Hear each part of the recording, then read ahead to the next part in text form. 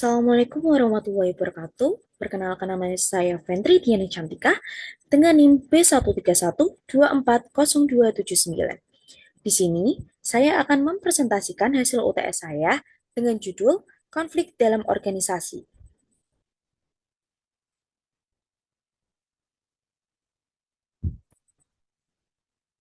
Pengertian konflik dalam organisasi adalah pertentangan atau perbedaan pendapat yang muncul di antara individu maupun kelompok di dalam suatu organisasi yang dipengaruhi oleh tujuan, kepentingan, atau nilai yang berbeda.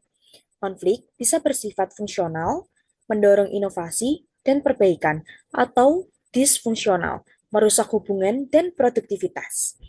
Pengertian konflik berasal dari kata konfliker, konfliktum, yaitu saling benturan, yaitu semua bentuk benturan, tabrakan, ketidaksesuaian, ketidakserasian, pertentangan, perkelahian, obsesi, dan interaksi-interaksi antagonis yang bertentangan.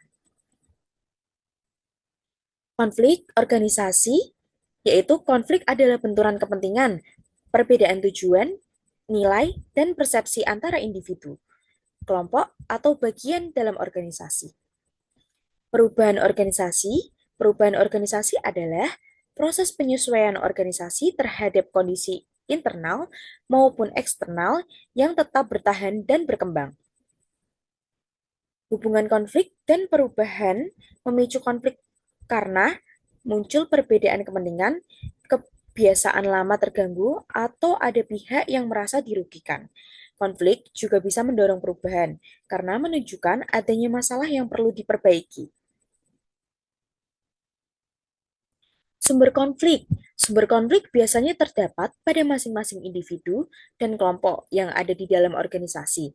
Namun, sumber utama konflik dalam organisasi yaitu diantaranya yang pertama yaitu ada kebutuhan untuk memperoleh sumber daya organisasi yang terbatas, serta semakin hari semakin langka. Yang kedua yaitu adanya perbedaan tujuan dari masing-masing individu maupun unit kerja organisasi.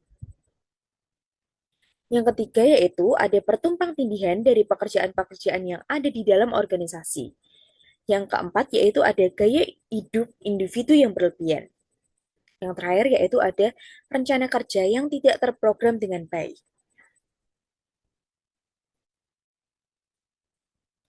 Gaya pengelolaan konflik. Yang pertama yaitu ada metode metode penghindaran, yaitu mengabaikan konflik atau menunda penyelesaiannya.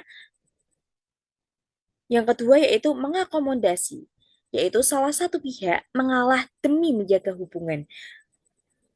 Yang ketiga yaitu bersaing. Salah satu pihak memaksakan kehendak, biasanya dipakai dalam situasi darurat atau keputusan cepat. Yang keempat yaitu ada metode kompromi.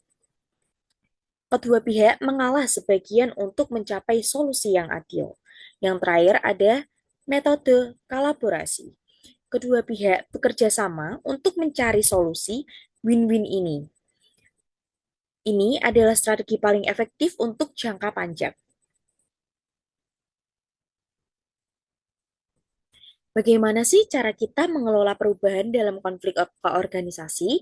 Yaitu dengan cara komunikasi yang terbuka.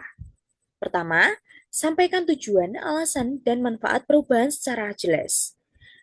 Hindari informasi yang simpang siur agar tidak timbul salah paham. Yang kedua yaitu bangun kepercayaan dan dukungan. Satu, pemimpin harus memberikan contoh positif. Kedua yaitu tunjukkan bahwa perubahan membawa manfaat bagi semua pihak. Yang ketiga yaitu libatkan anggota organisasi. Pertama, ajak karyawan atau tim ikut dalam proses perubahan. Yang kedua, partisipasi membuat mereka merasa dihargai dan mengurangi resistensi.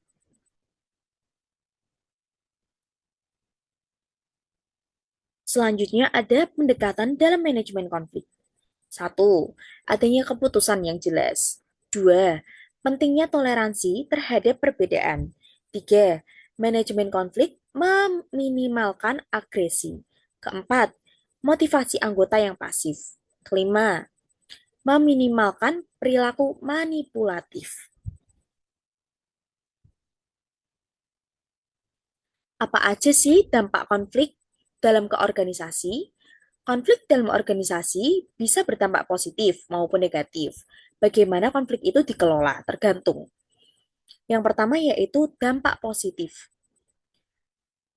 Ada meningkatkan kreativitas dan inovasi. Yang kedua yaitu meningkatkan kerjasama dan pemahaman. Kalau dampak negatifnya yaitu ada menurunkan kinerja dan produktivitas. Yang kedua yaitu ada waktu dan energi habis untuk bertengkar, bukan bekerja. Yang ketiga yaitu ada dampak netral. Yang pertama, hanya sekedar pada pendapat yang wajar saja. Yang kedua, tidak mengubah produktivitas secara signifikan.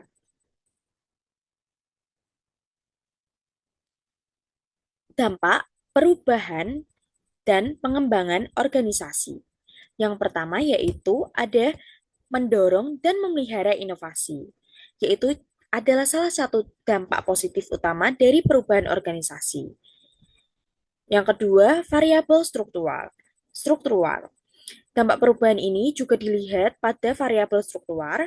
Perubahan organisasi seringkali melibatkan restrukturisasi departemen, perubahan dalam hierarki pelaporan atau modifikasi dalam pembagian kerja. Ini dapat juga mempengaruhi efisiensi operasional, alur komunikasi, dan tingkat sentralisasi atau desentralisasi pengambilan keputusan. Selanjutnya yang ketiga ada variabel yang ketiga yaitu ada variabel budaya juga terpengaruhi oleh perubahan organisasi. Budaya organisasi mencakup nilai-nilai norma, dan keyakinan bersama yang memadu perilaku karyawan. Perubahan besar seperti merger atau akuisisi dapat menyebabkan benturan budaya yang signifikan, yang memerlukan upaya sadar untuk mengintegrasikan nilai-nilai baru yang membangun identitas bersama. Selanjutnya yaitu penerapan konflik dalam individu.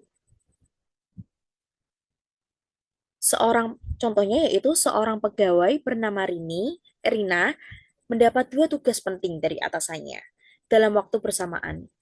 Ia bingung harus mengerjakan yang mana dulu karena keduanya sama-sama mendesak. Rina merasa stres dan tertekan, tapi akhirnya ia memilih untuk berbicara dengan atasannya agar tugasnya diatur ulang. Setelah itu, pekerjaannya jadi lebih teratur dan tidak menumpuk lagi. Yang kedua yaitu ada penerapan dalam kelompok. Dalam sebuah tim proyek, kelompok pemasaran dan kelompok desain sering berbeda pendapat. Tim pemasaran ingin hasil cepat agar selesai dipromosikan, sementara tim desain ingin waktu lebih lama supaya hasilnya bagus. Akibatnya, mereka sering berdebat dan kerja tim jadi tidak kompak. Setelah itu, pemimpin tidak mengadakan rapat bersama agar kedua kelompok saling memahami kebutuhan masing-masing. Mereka akhirnya sepakat menentukan jadwal baru yang adil untuk semuanya.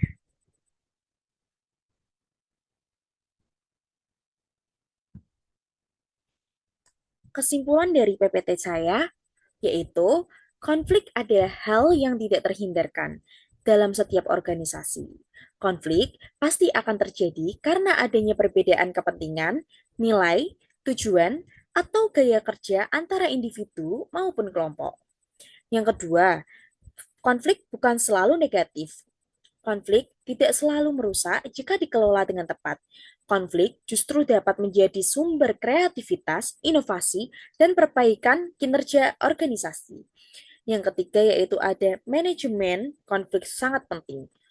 Keberhasilan organisasi sangat bergantung pada kemampuan manajer dalam mengidentifikasi, mengelola, dan menyelesaikan konflik secara konstruktif. Yang terakhir yaitu ada konflik harus dikelola secara strategis. Manajemen konflik yang efektif melibatkan pendekatan yang tepat seperti negosiasi, mediasi, kompromi, dan kolaborasi. itu saja dari saya. Sekian, wassalamualaikum warahmatullahi wabarakatuh. Mohon maaf jika ada kesalahan dalam video ini. Terima kasih.